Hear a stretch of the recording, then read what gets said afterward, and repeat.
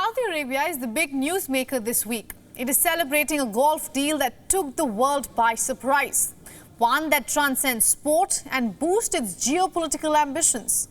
It brings back focus on Washington's relationship with Riyadh, as America's top diplomat, Antony Blinken, flies to the kingdom in a bid to improve ties.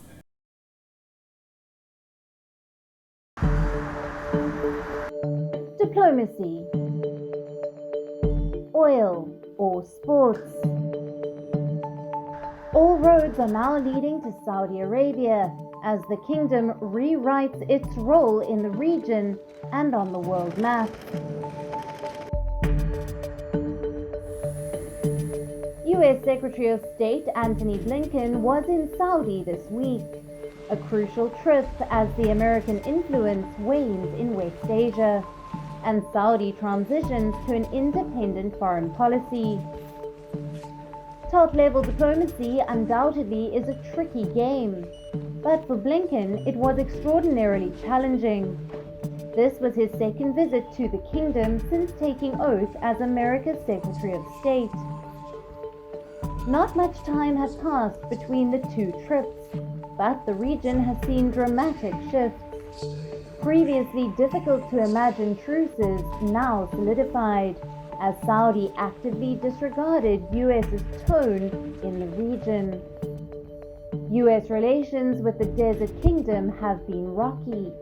President Biden making democracy and human rights a core issue.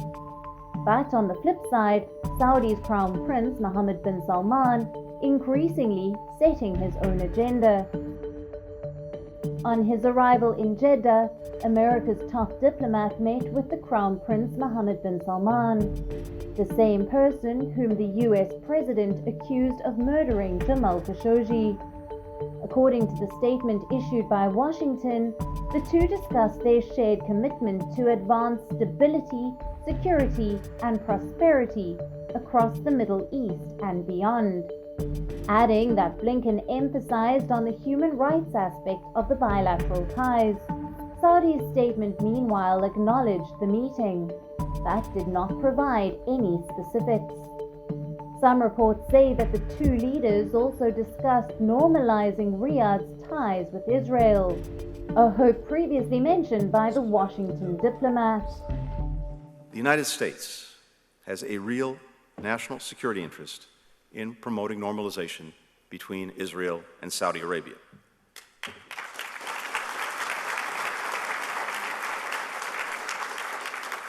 We believe that we can, and indeed we must, play an integral role in advancing it. Next up, Blinken flew to Riyadh, where he sat down with leaders of the Gulf Cooperation Council. On the agenda was Islamic State's presence in Africa and Asia, Iran's nuclear enrichment program. The US will commit $148 million to fight ISIS. The money will go to the global coalition, which was created to tackle the terrorist organization. The total funding goal for the 86-member coalition is just over $600 million. This money will go to stabilization efforts in Iraq and Syria, including security, humanitarian needs, and creating economic opportunities. The U.S. Secretary of State also held talks with his Saudi counterpart. Sitting across from one another, the two leaders discussed possible normalization with Israel, Saudi's in the works nuclear program, and the bone of bilateral contention, human rights. Progress on human rights strengthens our relationship. We will continue to underscore, both publicly and privately, the importance that we place on human rights and fundamental freedoms. About human rights, you asked about reform, and I think it's well known that we have gone through a significant reform progress in the kingdom. What we do in the kingdom, we do based on our assessment of what's in the best interest of our country, and it's driven really by the needs and desires of the Saudi people. While speaking in Riyadh, the Saudi foreign minister said that they will welcome America's help in creating their nuclear program. The statement comes after recent reports of Saudi extending an olive branch to Israel in return of US aid in building its own nuclear program. On the issue of nuclear cooperation, it's no secret that we are developing our domestic civilian nuclear program. We would very much prefer to be able to have the US as one of the bidders for that program. There are others that are bidding. The visit is now wrapped up. Blinken landed in Jeddah with high hopes. America aims to hold on to its West Asia approach, a satellite control over the region.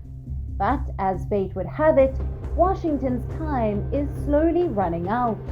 Regional leaders are now ready to look away from conflict. They wish to embrace stability. And leading the vision is Saudi Arabia and its crown prince.